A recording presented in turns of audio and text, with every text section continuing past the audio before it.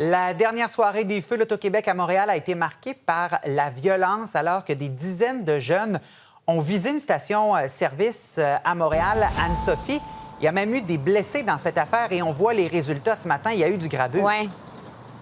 Oui, environ 30 jeunes de 14 à 18 ans, des mineurs là, qui sont arrivés ici après les feux vers minuit 30 et qui ont commencé à prendre des objets, à les lancer en direction du commerce, du dépanneur, sont rentrés à l'intérieur, ont volé des items et même s'en sont pris à des employés. En fait, il y a deux des employés de 18 et 31 ans qui ont tenté de les maîtriser, mais pas de les maîtriser physiquement, mais juste de leur dire d'arrêter et ils ne voulaient pas coopérer. En fait, leur arrivée a été mal reçue.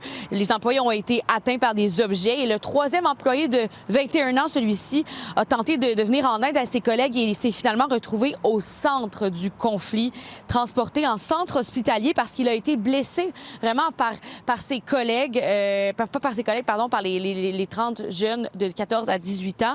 On a parlé à son ami et collègue également qui était sur place hier soir, qui est quand même encore traumatisé de ces événements.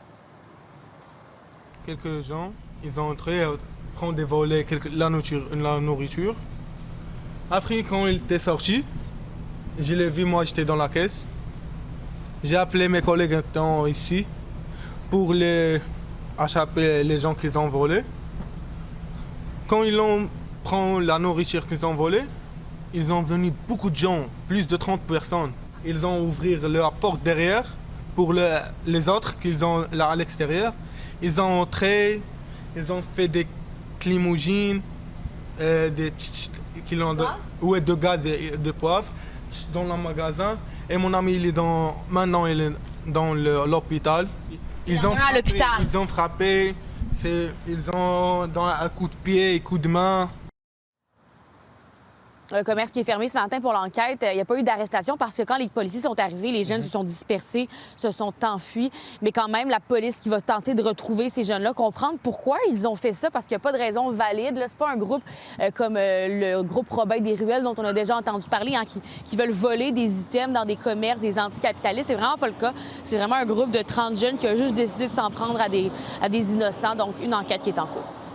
Autre dossier, maintenant, un enfant de 20 mois a été gravement blessé après avoir été happé par un véhicule. Ça se passe dans l'arrondissement Saint-Laurent.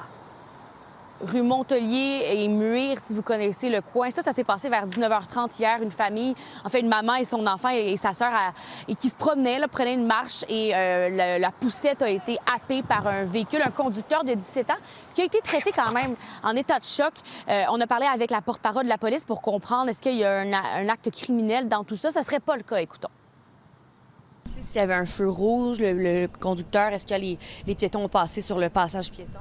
Oui, dans le fond, donc, à cette intersection-là, c'est un arrêt obligatoire. Le conducteur a effectué son arrêt obligatoire, puis ensuite, il a réaccéléré. Puis la traverse pour piétons se trouve de l'autre côté de l'intersection. Donc, le conducteur a fait son arrêt, puis au même moment, les passants ont passé sur la traverse pour piétons. Donc, à ce moment-ci, tout le monde semblait en règle. La petite victime de 20 mois qui avait d'importantes blessures, mais on a pu confirmer ce matin que sa vie est hors de danger. Quand même un événement traumatisant pour la famille du bambin de 20 mois. Merci Anne-Sophie. À tantôt.